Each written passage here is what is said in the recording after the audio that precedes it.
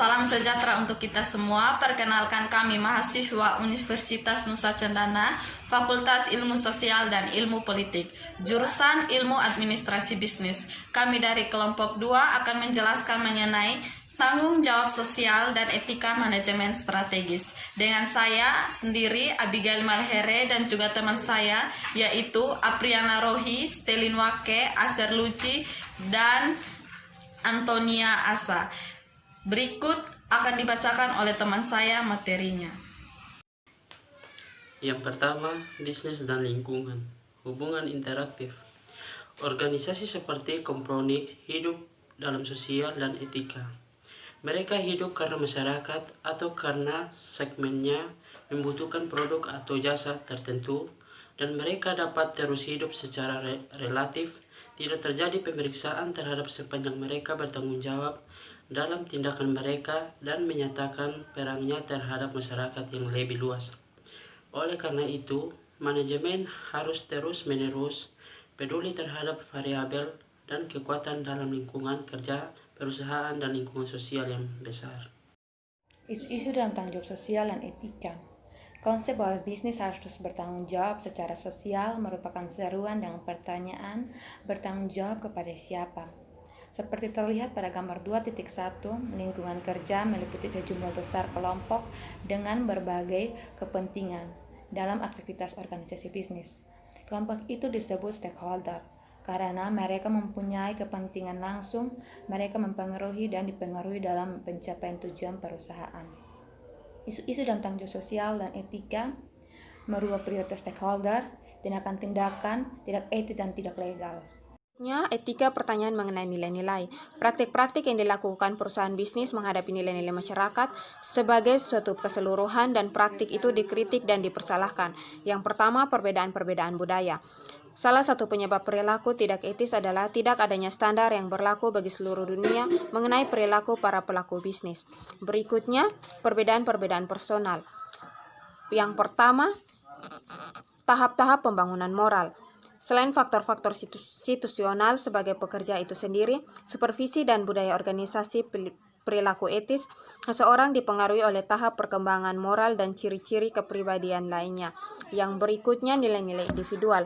Alasan lain bagi praktik-praktik organisasi yang menimbulkan pertanyaan adalah perbedaan nilai antara manajemen puncak dan stakeholder kunci dalam lingkungan kerja.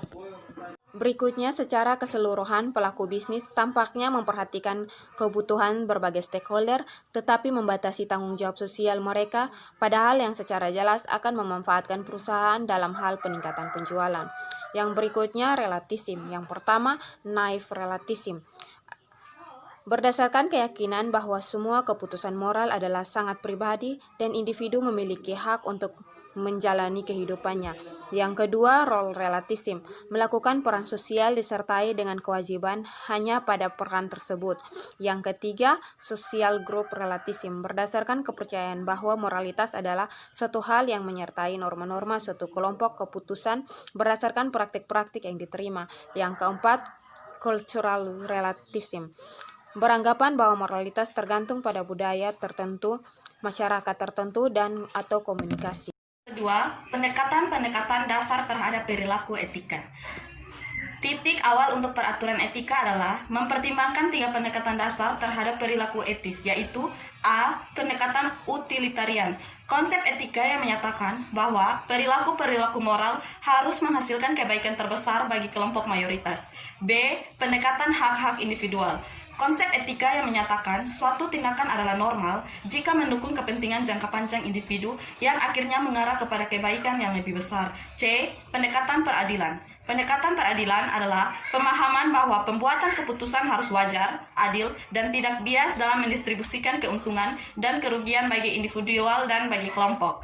Yang ketiga, mempromosikan perilaku etis. Memiliki perangkat bisnis merupakan satu hal.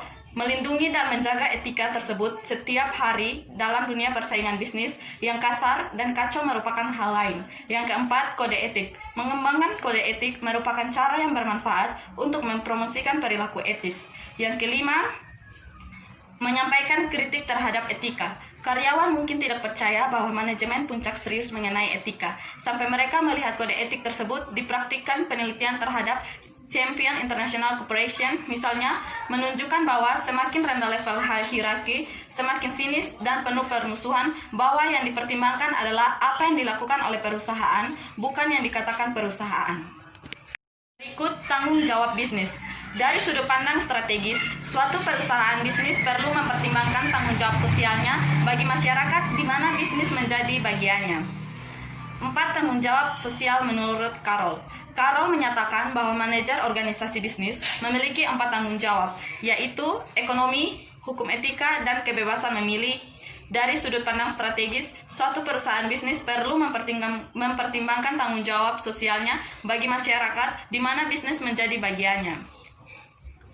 4 tanggung jawab yakni, yang pertama, tanggung jawab ekonomi, yakni memproduksi barang dan jasa yang bernilai bagi masyarakat. Yang kedua, tanggung jawab hukum, yakni perusahaan diharapkan menaati hukum yang ditentukan oleh pemerintah. Yang ketiga, tanggung jawab etika, yakni perusahaan diharapkan dapat mengikuti keyakinan umum mengenai bagaimana orang harus bertindak dalam suatu masyarakat. Yang keempat, tanggung jawab kebebasan memilih, yakni tanggung jawab yang diasumsikan bersifat sukarela.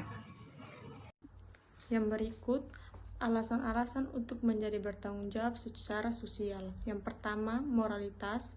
Yang kedua, pemurnian kepentingan diri sendiri. Yang ketiga, teori investasi. Yang keempat, mempertahankan ekonomi.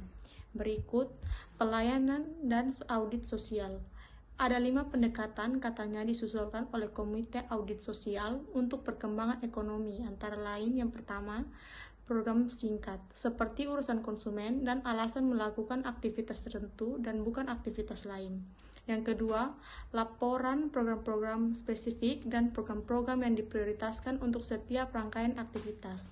Yang ketiga, daftar tujuan untuk setiap aktivitas yang diprioritaskan dan deskripsi mengenai bagaimana organisasi mencapai tujuan-tujuannya.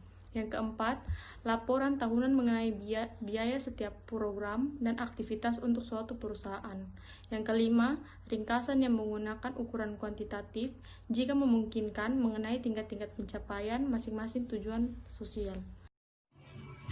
Demikian hasil presentasi kelompok kami, semoga bermanfaat untuk kalian semua dan salam sejahtera. Jika ada salah kata atau kekurangan, kami mohon maklumi.